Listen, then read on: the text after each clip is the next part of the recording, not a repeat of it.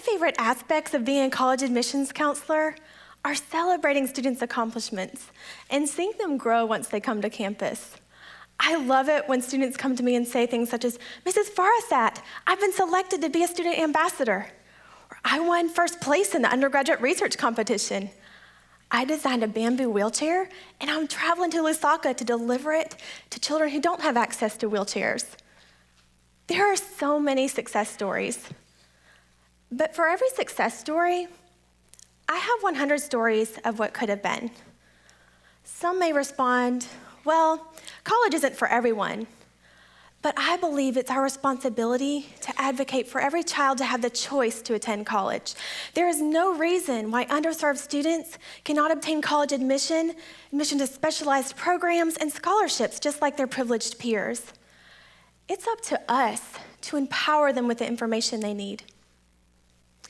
But I've been shocked and I've become frustrated with the number of students whose choices and opportunities are restricted, not because they're not capable, but because they're not prepared for the college admission process. Take Eric, for instance.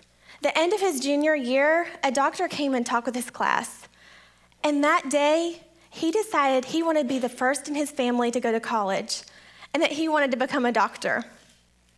At first, he didn't meet the admission requirements, but he worked really hard and he took the college entrance exams multiple times, all the way up until the last time that he could take it, he met the admissions requirements. Unfortunately, he wasn't able to raise his test scores in time to qualify for scholarships, and he would have needed 8 more points to take advantage of honors opportunities. So while many of his pre-med peers were involved in honors, doing research and presenting at national conferences, Eric was having to work really hard in remediary courses to get up to where he needed to be for pre-med courses. And Eric's not alone. The community college system in Alabama spends over $300 million every year remediating students. And for the past 10 years, 32 to 35% of all Alabama high school graduates have required remediation. And this is not just a local dilemma. Nationwide, numerous efforts are targeting college preparation at the high school level. And as part of these efforts, we college admissions counselors are invited to speak with thousands of juniors and seniors across the nation about the college admission process. But I've learned that we're providing students with this information when it's too late to be of optimum assistance. Essentially, we're providing students with the requirements at the time of application. This is like sharing how to begin the retirement planning process with retirees. Such experiences have led me to the realization that to be most effective, we need to reframe our perspectives. Turn from the conventional belief that high school is the time to really start focusing on college preparation and redirect our resources towards college preparation at the middle school level. Why middle school? A nationwide study showed that only those students who were on target academically for where they needed to be for college readiness in the 8th grade were ready for college in the 11th and 12th grades.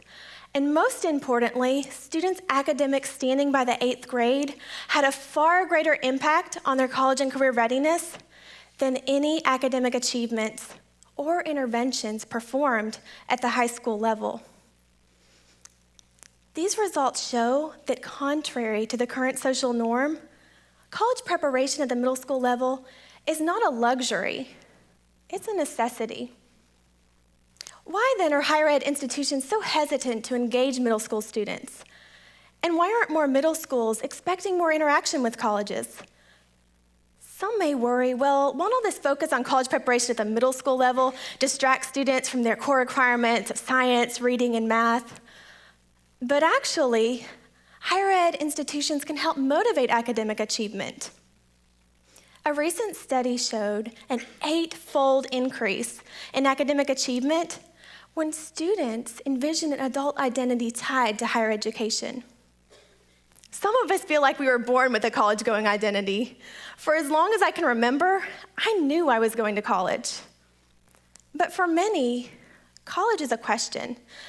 And if students don't realize how college relates to them or that it's possible, they won't be motivated to prepare for such a pathway. Some of my colleagues recently experienced such academic disengagement when proctoring an ACT exam for local high school students. And many of the students use the test as an opportunity to lay their heads down on their desks and sleep through the allotted time. On the other hand, when students understand the relationship between their present academic performance and their future college and career opportunities, they'll be more motivated to prepare themselves academically. So I'd like to share some powerful connections that community members, colleges, and schools can make to help students develop a college-going identity and to help motivate academic achievement. First of all, we need to be providing middle school students and their families with information about financial aid. Just the other day, I was speaking with a prospective first-generation college student, and he mentioned, I'm constantly worrying about how I'm gonna pay for college, so much so that I'm having trouble focusing on my classes in high school. He mentioned, I'm continually wondering, should I give up on my dream of going to college and instead enter the workforce for 25 years as my parents are encouraging me to do? If families don't realize that college can be a realistic possibility, regardless of their current financial status, they won't encourage their students to develop a college-going identity or to even consider college. Another way we can help motivate academic achievement and help cultivate this college-going identity is that if students have a career in mind, we can help show them how their current academic performance relates to their future career aspirations. For example, some students believe that academic achievement is not important because they're planning on going pro. One of the ways that schools can help combat this misconception is by bringing in college athletes and college admissions counselors to share about the college admission process so that students realize that no matter how great and athletically gifted they are, they still have to meet the same academic standards as everyone else.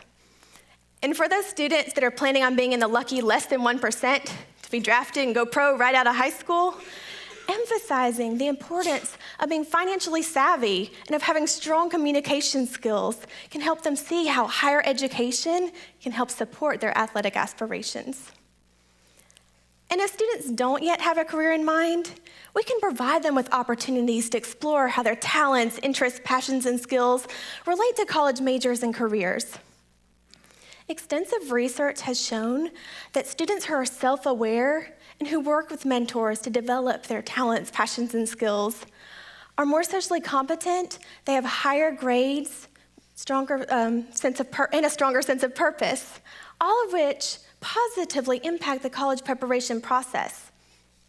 Also, mentoring provides college students with beneficial, really valuable service learning opportunities, creating a mutually beneficial partnership.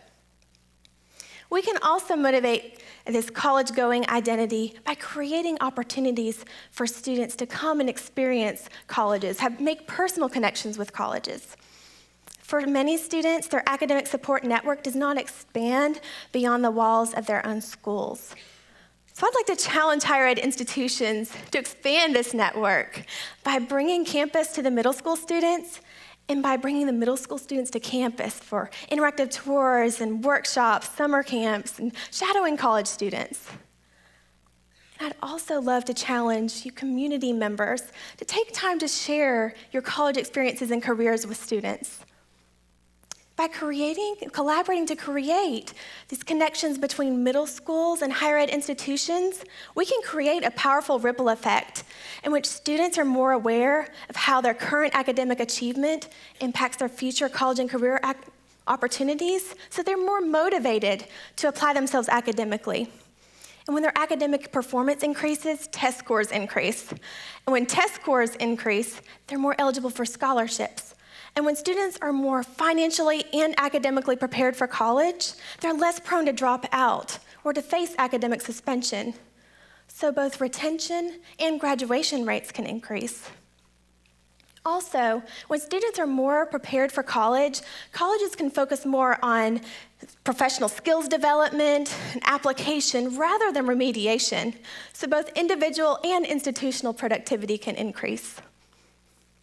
And while this partnership between middle schools and higher ed institutions might have minimal impact for those students born with backgrounds that predispose them to college preparation and college attendance, it can be monumentally life-changing for those students that are less privileged. Together, we can empower students like Eric with the inspiration to fuel their dreams and with a timely preparation that enables them to both follow and fulfill their dreams. As Gandhi mentioned, strength doesn't come from physical capacity. It comes from a persistent will. We all can do something. So rather than asking you to ask yourself, what can I do? I challenge you to ask yourself, what will I do? Thank you.